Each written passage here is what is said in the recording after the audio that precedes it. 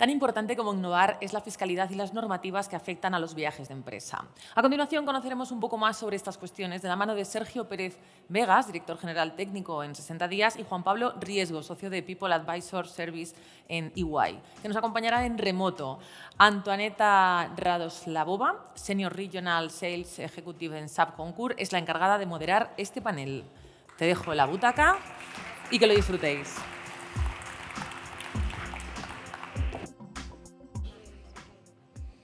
En esta mesa redonda, como decía Patricia, contamos con dos grandes expertos del área fiscal.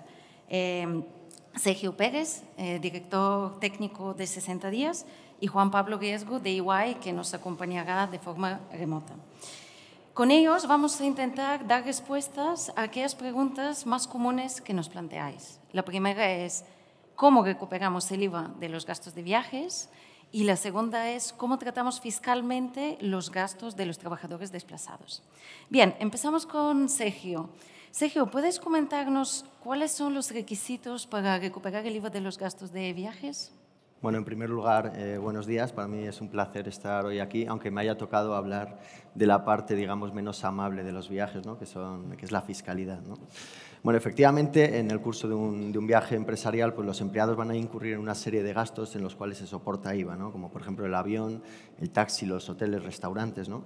Entonces, para poder deducir este IVA, pues no solo es necesario estar en poder de un justificante, ¿no?, de ese gasto, sino que necesitamos saber qué tipo de justificante debemos tener y también qué otros requisitos debemos cumplir, ¿no? Estos requisitos pues, los encontramos todos ellos en la ley del IVA, ¿no? Y podemos resumir a grandes rasgos en 5 bloques, ¿no? Por un lado estarían los requisitos subjetivos, de acuerdo con lo cual pues, solo van a poder ejercitar el derecho a la deducción las empresas que estén establecidas en España. Por tanto, las empresas extranjeras no van a poder deducir en principio el IVA que soporten los empleados que viajan en España, ¿no? Pero bueno, no está todo perdido porque no pueden deducir, pero sí que pueden utilizar el régimen de devolución, un régimen de devolución que se encuentra armonizado a nivel de la Unión Europea. Por otro lado, si la empresa está en un país tercero, fuera de la Unión Europea, bueno, pues será necesario que haya un acuerdo de reciprocidad entre ese Estado y el Estado español, ¿no? Un segundo grupo serían los requisitos objetivos, ¿no? Dentro del cual cabe destacar que solo va a ser deducible las cuotas soportadas en el territorio de aplicación del impuesto, es decir, en Península y Baleares, ¿no? Por tanto, no vamos a poder deducir aquí en España un IVA, por ejemplo, francés. No obstante, y de forma inversa a lo que comentaba anteriormente, pues sí que podremos obtener su devolución utilizando el régimen de devoluciones, ¿no? Que está armonizado a nivel de la Unión Europea, o bien, si es en un Estado tercero, pues tendremos que atenernos a sus normas.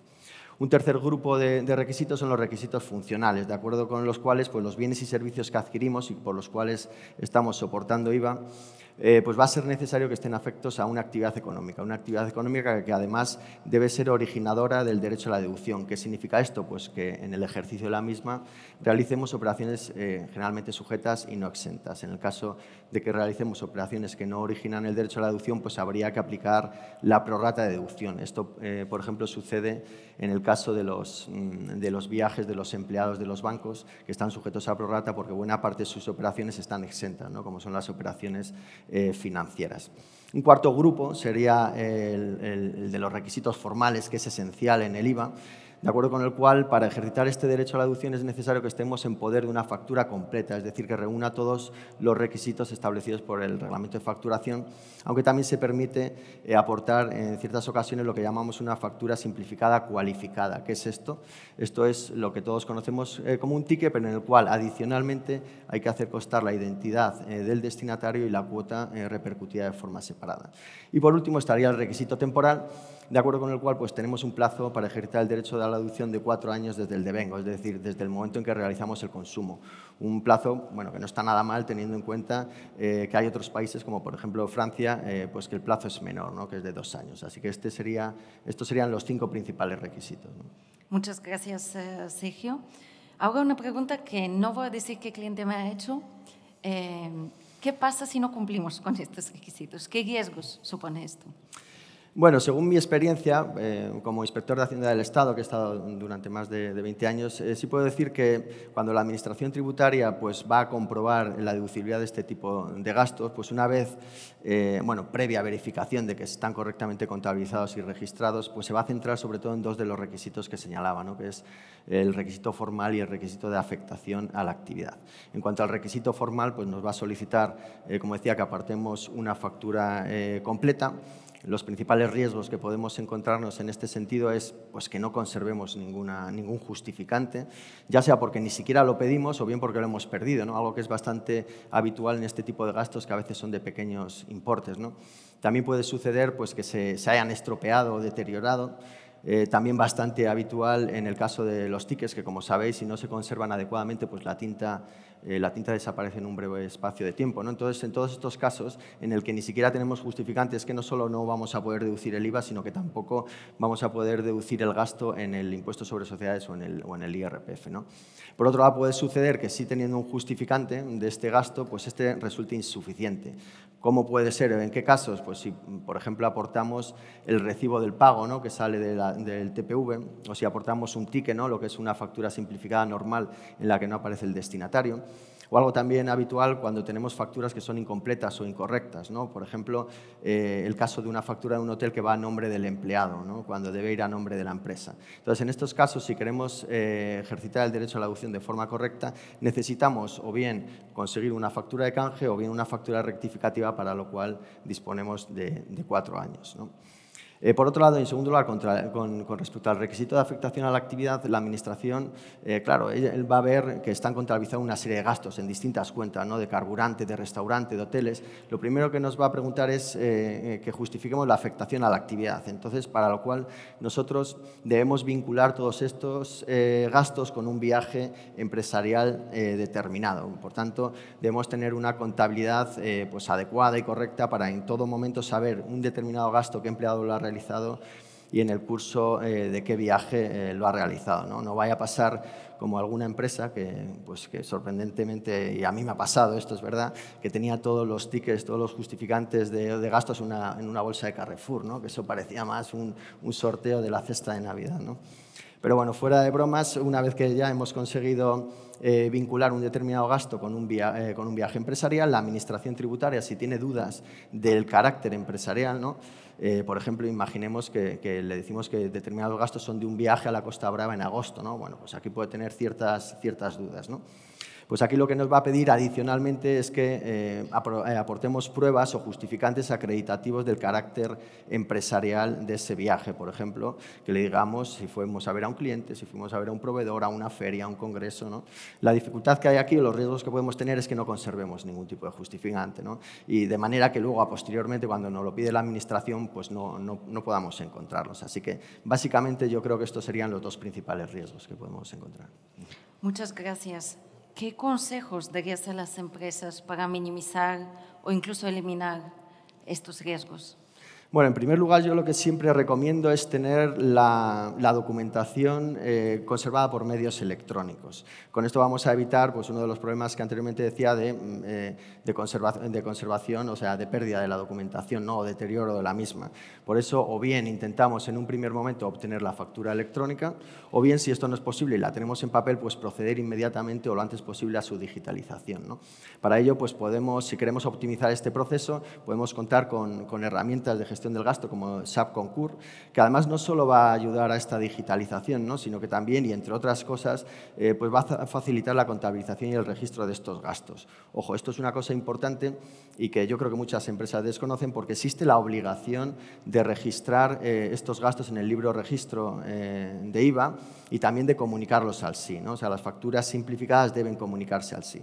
Esta obligación yo creo que va a adquirir incluso más importancia, ya lo está adquiriendo hoy el día, como consecuencia del establecimiento de la obligación para los emisores de estos tickets de remitir en cuanto se emiten, ¿no? Estos tickets, automáticamente estos documentos a la Administración tributaria. Ya lo estamos viendo actualmente en el País Vasco con Batuz y TicketBuy, y yo estoy seguro, pongo la mano en el fuego, de que en muy corto espacio de tiempo lo veremos a nivel nacional, ¿no? Por otro lado, bueno, con respecto al segundo problema, la obtención de la factura, bueno, pues como decía, si no hemos podido obtener una factura en el momento del consumo, pues disponemos de un plazo de 4 años, ¿no?, para conseguirla. Por tanto, las empresas deben establecer procesos internos para conseguirlo, o bien, si quieren ahorrar tiempo y reducir costes empresariales, o bien destinar a estos empleados a otros menesteres más productivos, pueden contar con empresas especializadas como 60 días, en el cual nosotros pues, nos vamos a dedicar a contactar absolutamente con todos los proveedores, obtener esas facturas y además no solo eso, sino vamos a verificar que estas facturas que sean correctas, ¿no? O sea, que cumplan con todos los requisitos. Y esto además lo hacemos conjuntamente con una herramienta de gasto como SAP Concur, con el cual estamos perfectamente integrados. Esta obtención de la factura va a ser muy ágil, en un breve espacio de tiempo, ¿no? Y finalmente, con respecto al requisito de la afectación a la actividad, pues yo siempre lo que recomiendo es llevar una contabilidad ordenada, ¿no?, una gestión ordenada de los gastos, de tal manera que siempre podamos en todo momento saber un determinado gasto, qué empleado lo ha realizado, en qué viaje lo ha realizado y con qué motivo, ¿no? Entonces, para esto también es conveniente contar con herramientas de gasto como SAP Concur, y si esto se realiza conjuntamente con una recuperación de IVA, como por ejemplo con 60 días, nos va a permitir crear una trazabilidad, es decir, establecer una pista de auditoría fiable entre la factura que obtenemos del proveedor, el ticket que ha dado lugar a esa factura, el empleado que ha usado, ¿no?, o que ha obtenido esa factura, así como en el curso o el viaje en el curso del cual ha obtenido la factura y el motivo del mismo. Con esto, lógicamente, pues ya se va a poder acreditar perfectamente el carácter o la naturaleza empresarial, ¿no?, de este gasto. Y por último, por no extenderme, que sé que vamos mal de tiempo, yo siempre recomiendo, yo creo que es esencial contar con políticas corporativas tendentes al cumplimiento normativo, ¿no?, al cumplimiento normativo fiscal.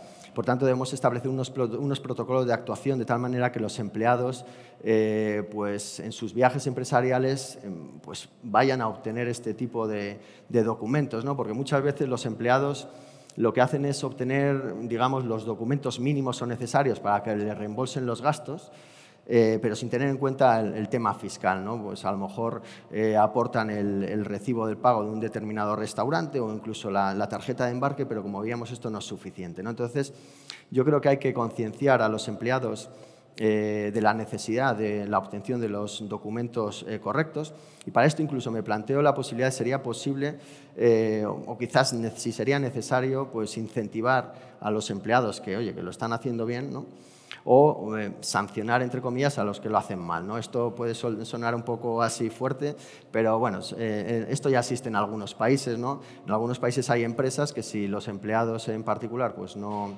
aportan los documentos que fiscalmente son deducibles para ella o que establezca la empresa en sus políticas, pues no va a reembolsar estos gastos, ¿no? En definitiva, y para concluir, bueno, tenemos que estar tranquilos, tenemos que saber que el IVA de los gastos de viaje es deducible, no obstante hay que tener ciertas precauciones, es decir, tenemos que tener en nuestro poder las correspondientes facturas, que sean facturas completas y que estén bien hechas, ¿no? Y por otro lado debemos tener también en nuestro poder pues, todos los documentos acreditativos que nos permitan relacionar o vincular en todo momento un determinado gasto con un viaje del empleado y el motivo del mismo.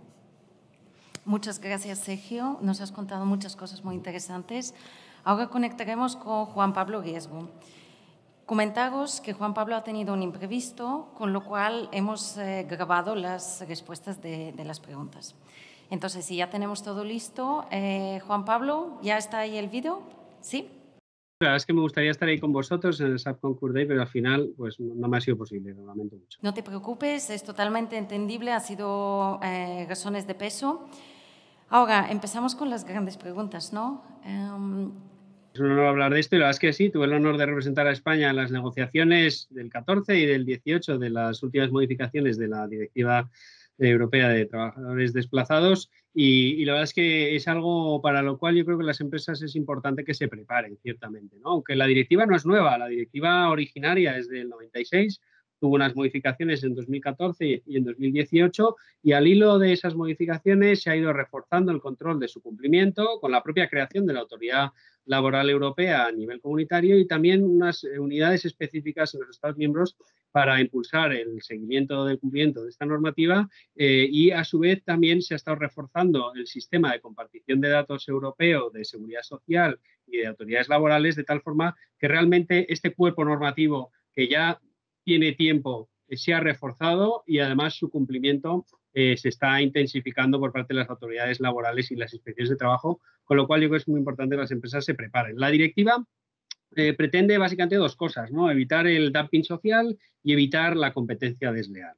Evitar el dumping social porque se ha observado que en determinados comportamientos fraudulentos residuales, ciertamente residuales, en los que pues, empresas radicadas en un Estado miembro desplazaban trabajadores a otro Estado miembro sobre la base de condiciones laborales en el país de origen y pues, competían con salarios y con condiciones en general menos generosas con los trabajadores de los países de destino, ¿no? Y de alguna manera pues, se considera que en el ámbito del mercado único europeo pues, debe aplicarse el principio de equal pay, de mismo trabajo, el mismo lugar, mismo salario, y se estaba pervirtiendo este principio. Y a su vez también ese ejercicio, si bien es cierto que residual, pero cierto que venía ocurriendo, pues estaba también atentando contra la competencia leal, ¿no? O se estaba permitiendo la competencia desleal entre operadores de un Estado miembro, donde llegan otros operadores radicados en otros estados con condiciones laborales más bajas y compiten en desigualdad de condiciones. Y bueno, y en mi caso tuve el honor, como digo, de estar en las negociaciones tanto 2014 como 2018. Las de 2014 se centraron mucho en reforzar el control y las sanciones y las de 2018 fueron más políticas, por así decir, porque había varios ejes, ¿no? Como se habrán podido hacer una idea de lo que es el planteamiento de la directiva, pues había unos países más interesados en que esta directiva se refuerce su cumplimiento, que son los países más del centro de Europa, receptores eminentemente de estos trabajadores que inicialmente venían que venían a competir con las condiciones en el mercado local y países como Francia esencialmente o Alemania o países del norte pues tenían mucho interés en reforzar el cumplimiento de esta normativa, en reducir los plazos en los que se permitía el mantenimiento de esta condición de desplazamiento de los trabajadores y otros países del este pues que tenían menos interés en que esta norma pues se implantara y si se implantaba fuera más laxa, ¿no? Para que se hagan una idea, ellos abogaban porque el periodo de permanencia en desplazamiento pues fuera 24 meses o más. Los países del centro, en particular Francia, pues alegaba que el plazo tenía que reducirse a 12 meses. Bueno, al final las negociaciones, y esto más justo fue fruto de la intervención de España, pues llegamos a una solución intermedia en virtud de la cual pues, el plazo iban a ser 12 meses tras una comunicación de la empresa que desplazaba el trabajador, se podía ampliar a 8 meses, ¿no? Gracias. ¿Puedes contarnos por qué se ha creado esta normativa? ¿Cuáles son las implicaciones principales para las empresas? Sí, bien, pues como digo, el objetivo es el evitar dumping social y equiparar las condiciones laborales a las que se someten los trabajadores que son desplazados de un país a otro, a las del país de destino, y para ello lo primero que se obliga a la empresa es a comunicar ese desplazamiento a la autoridad laboral de destino. Lo primero que tiene que hacer la empresa que desplaza a un trabajador para prestar efectivamente un servicio en otro país de la Unión Europea, siempre que haya efectivamente una prestación de un servicio y no sea un viaje de negocios en el que simplemente se va a una conferencia o a hacer alguna actividad comercial menor, pero cuando haya una prestación efectiva de un servicio, pues ese desplazamiento debe realizarse con carácter previo, pero ese desplazamiento debe comunicarse a la autoridad laboral de destino con carácter previo a que tenga lugar, lo cual es algo bastante complejo de cumplir de alguna manera y luego veremos probablemente soluciones al respecto, ¿no? En segundo lugar, vinculado con la normativa laboral de comunicación de ese desplazamiento, la directiva establece obviamente la obligación de cumplir toda la normativa de seguridad social, ¿no? Y eso implica que debe evidentemente también solicitarse el certificado A1 de cobertura de seguridad social, ¿no? Primera obligación, la comunicación del desplazamiento. Segunda obligación, la solicitud de la A1. Tercera obligación, el mantenimiento de la documentación, aunque aquí se permita a las empresas, pues si se le requiere, pues que en un plazo moderado de tiempo se pueda poner a disposición de la autoridad laboral esa documentación.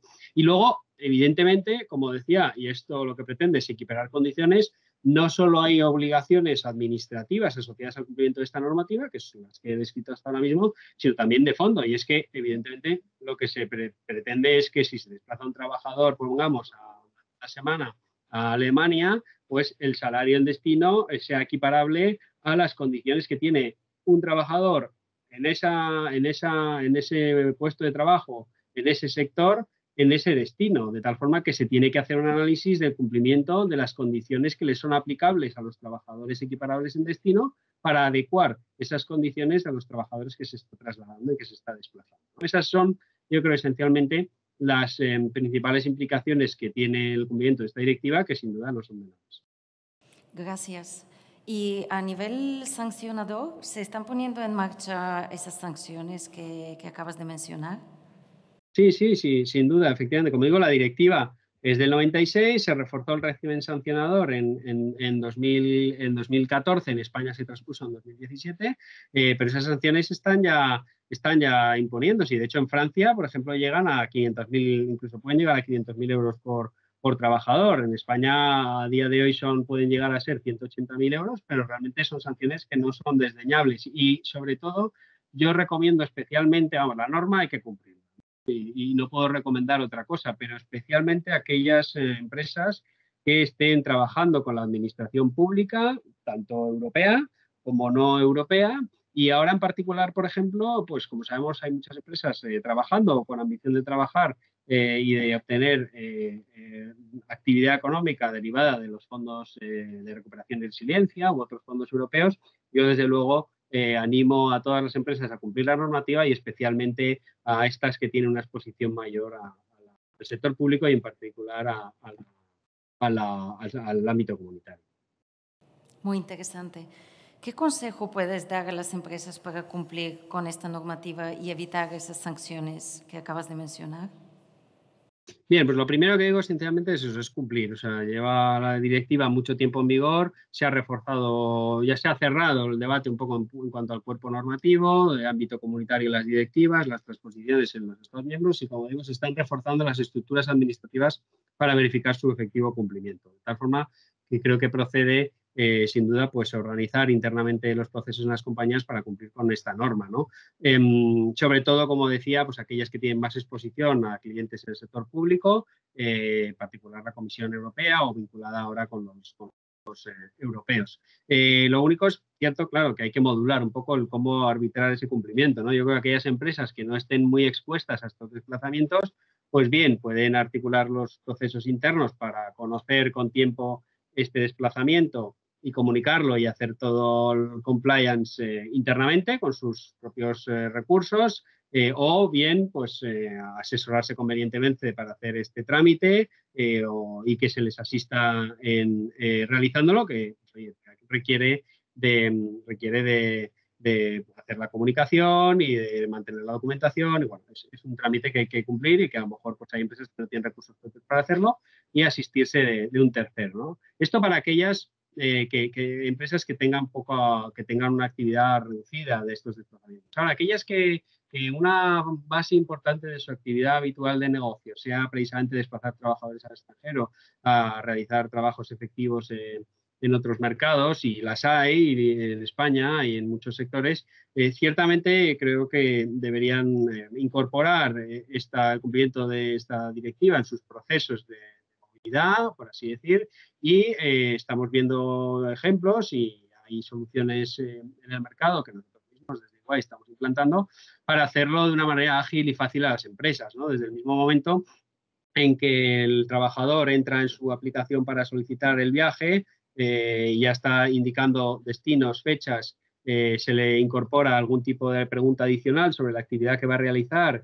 y algún tipo de información adicional para cumplir efectivamente todo el requerimiento de comunicación, y pues, un robot automáticamente completa el proceso de comunicación a la autoridad laboral de destino, así como también completa el proceso de solicitud de la 1 de forma automática en muy poco tiempo, ¿no? Y esto, ciertamente, para aquellas empresas que están muy expuestas a esta normativa, yo creo que es muy recomendable analizar las posibilidades de incorporar este tipo de procesos automáticos, pero aquellas que quizá no estén tan expuestas, pues simplemente con conocer bien el proceso y hacerlo manual internamente o con un tercero, pues será lo suficiente para cumplir con la normativa. Pero desde luego sí creo que, pese a que la norma lleva tiempo y ha sido ampliamente desconocida, pues la Administración se está volcando en su cumplimiento, y yo recomiendo que las empresas se adecúen los procesos para poder.